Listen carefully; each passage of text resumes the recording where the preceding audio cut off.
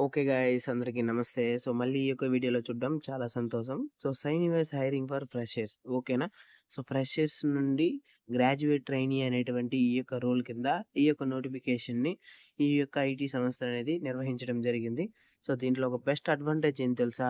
Both IT and non IT అంటే BE BTech వీళ్ళంతా కూడా ఉంటారు కదా. సో వాటితో పాటు ఈ బీకామ్ చేసినటువంటి వాళ్ళు, బీబీఏ, ఎంబీఏ, సో వీళ్ళందరికీ కూడా ఒక మంచి అవకాశంతో ఈ యొక్క నోటిఫికేషన్ వచ్చింది కాబట్టి దీన్ని ఒక మంచి గుడ్ న్యూస్‌గా మనం చెప్పుకోవచ్చు.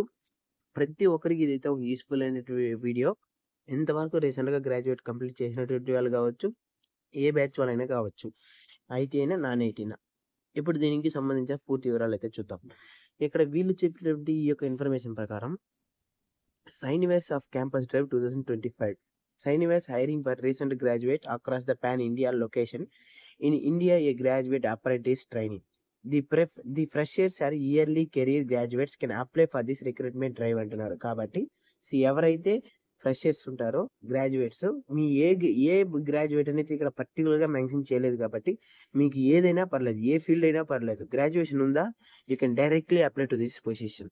So about Syniverse in India career 2025 అనేసి పొజిషన్ చూసుకున్నట్లయితే మనకు గ్రాడ్యుయేట్ అప్రెంటిస్ ట్రైనీ అనేటువంటి ఈ యొక్క పొజిషన్లో మనకు ఈ యొక్క నోటిఫికేషన్ అయితే రిలీజ్ చేశారు. ఫర్దర్గా దీనికి సంబంధించి చూసినట్లయితే లొకేషన్ అనేది మనకు హైబ్రిడ్ బెంగళూరు అయితే ఇచ్చారు. హైబ్రిడ్ అండ్ బెంగళూరు కింద అయితే మనకు మెన్షన్ చేయడం జరిగింది.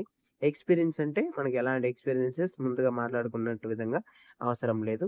శాలరీ అనేది బెస్ట్ ఇన్ ఇండస్ట్రీ అంటున్నారు కాబట్టి ఏదైతే వాళ్ళే మెన్షన్ చేస్తారో ఆ యొక్క శాలరీకి మాత్రమే మనం వర్క్ చేయాల్సిన అవసరం అయితే ఉంటుంది. బేసిక్ అనేది ఖచ్చితంగా 15 దగ్గర ఉంటుంది. బట్ అడిషనల్ ఎక్స్పెన్సెస్కి సంబంధించి ఏమైనా ఇస్తే మేబీ ఇవ్వడానికి అవకాశం అయితే ఉంది. ఓకే, సో ఈ యొక్క జాబ్ డిస్క్రిప్షన్కి సంబంధించి అయితే నేను ఫ్లోగా చదువుకుంటూ వెళ్తాను. అర్థమైతే ఓకే, లేదంటే నేను ఎక్స్ప్లెయిన్ చేస్తాను. Syniverse is a looking for enthusiastic graduates to join our organisation and the graduate apprenticeship program. This program will be help to have an excellent point of departure towards career growth. This competitive apprenticeship program is a robust experience that offers you a exposure to the business world through a meaningful work experiences. We have inspired you to perform at your panel and educate you and everything you need to know about Scineverse అంటున్నారు. ఇక్కడ చూసుకున్నట్లయితే మనకు graduate అప్రెంటిస్కి సంబంధించినటువంటి ఈ యొక్క notification ద్వారా ఈ యొక్క సైనివర్స్ ఆర్గనైజేషన్లో మీరు ఒక పార్ట్గా ఉంటూ మీకు కావాల్సినటువంటి ఆ యొక్క నాలెడ్జ్ను గెయిన్ చేస్తూ వాళ్ళకి కావాల్సినటువంటి వాటిని ఇస్తూ మీకు ఒక మంచి ఎక్స్పీరియన్స్ని తెలుసుకుంటూ మీకు ఏదైతే తెలుసుకోవాలనుకుంటారో ప్రతి ఒక్క ప్లాట్ఫామ్ అనేది ఇక్కడ ఉంది కాబట్టి ఏ ఫీల్డ్ అయినా, ఏ ఫీల్డ్ వాళ్ళైనా వేటిపైన ఇంట్రెస్ట్ ఉందో వాటిపైన మీకు నచ్చినటువంటి వాటిపైన ఎక్స్పీరియన్స్ తీసుకొని ఈ యొక్క సైనివర్స్ అనేటటువంటి ఈ యొక్క ఇండస్ట్రీ గురించి మీకు తెలుసుకోవడానికి ఇది ఒక మంచి అవకాశంగా ఈ యొక్క జాబ్ డిస్క్రిప్షన్కి అయితే మనకు మెన్షన్ చేశారు. ఓకేనా? సో ఇది వచ్చి job description only. So additional information చూసుకుంటే స్కోప్ ఆఫ్ ది రోల్ అని చెప్పి అయితే ఇవ్వడం జరిగింది. Direct reports, this is an individual contributor role and has no direct reports అంటున్నారు. కాబట్టి ఇది వచ్చేసి ఇండివిజువల్గా డైరెక్ట్ రిపోర్ట్ అనేది ఇండివిజువల్గా కాంట్రిబ్యూటర్స్ ఎవరైతే ఉంటారో ఆ రోల్కి ఏదైతే ఇది మెన్షన్ చేయడం అయితే జరిగింది. ఇక్కడ కీ రెస్పాన్సిబిలిటీస్ అనేది ఇచ్చారు. ఇది మ్యాండేటరీగా మీరు మేజర్గా చూసుకోండి. During the 12 months of period you will work in different functional areas and actively involved in day to day business and projects simultaneously benefiting for the professionals అంటున్నారు. సో 1 year దగ్గర మీరు work చేస్తారు అంటే 1 year వరకే work చేస్తారా, మళ్ళీ తీసేస్తారంటే కాదు. 1 year work చేసి మీ యొక్క పర్ఫార్మెన్స్ బేస్ పైన అట్టే పర్మనెంట్ అయితే చేయడం అయితే జరుగుతుంది యాజ్ ఏ ఎంప్లాయీగా. లేదంటే ఆ యొక్క 12 months అనేది మీరు ఖచ్చితంగా వర్క్ చేస్తారు. దానికి సంబంధించిన ఎక్స్పీరియన్స్ కూడా వాళ్ళైతే ఇచ్చేస్తారనమాట. No worries. Next, you will work on right combinations of assignments that will be develop your competence and skills and interests అంటున్నారు. అంటే మీ యొక్క స్కిల్స్ని మీకు ఏ దానిపైన మీకు స్కిల్స్ ఇంప్రూవ్మెంట్ అవ్వాలనుకుంటున్నారో ఆ దానిపైన మీ స్కిల్స్ ఇంప్రూవ్ చేసుకోవడానికి ఒక ప్రాక్టికల్ స్కిల్స్ అనేది ఇంప్రూవ్ చేసుకుంటారు అని అయితే చెప్పారు. Assist with in the relevant department but also learn about other aspects of this company అంటున్నారు. అంటే మీకు రిలవెంట్గా పర్టికులర్గా ఉన్నటువంటి మీకు రిలవెన్స్ ఏదైతే ఉంటుందో ఆ డిపార్ట్మెంట్లో వర్క్ చేస్తారు.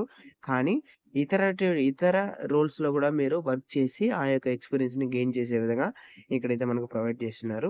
Prepare presentations and complete evaluation and assessment as assigned అంటున్నారు. కాబట్టి ప్రతి దాంట్లో కూడా అసైన్‌మెంట్ అనేది ఉంటుంది. ప్రతి ఒక్కటి కూడా ఉంటుందనమాట. Attend all training and information sessions in the order to gain the knowledge and skills needed to succeed. Accept, respond to and implement any feedback offered అంటున్నారు. అంటే ఇక్కడ పెట్టేటువంటి అన్ని యొక్క సెషన్స్‌లో సెషన్స్ అండ్ ట్రైనింగ్‌లో ప్రతి ఒక్కటిలో కూడా మీరు అటెండ్ అయ్యి, మీ యొక్క నాలెడ్జ్‌ని గెయిన్ చేసుకుంటూ, ఏదైతే మీకు స్కిల్స్ కావాలో సో దాన్నైతే డెవలప్ చేసుకోండి. అట్ ది సేమ్ టైమ్ ఏదైతే అక్కడ ఇంప్లిమెంటెడ్ అయినటువంటి ఫీడ్‌బ్యాక్స్ ఏమైతే ఉంటుందో దాన్ని యాక్సెప్ట్ చేస్తూ, వాళ్ళకి ఇవ్వాల్సినటువంటి ఫీడ్‌బ్యాక్స్ అనేది మీరు తరచుగా ఇవ్వాల్సిన అవసరం అయితే ఉంటుంది. నిజంగానే నాకు తెలిసినంత వరకు ఇదొక మంచి అవకాశం.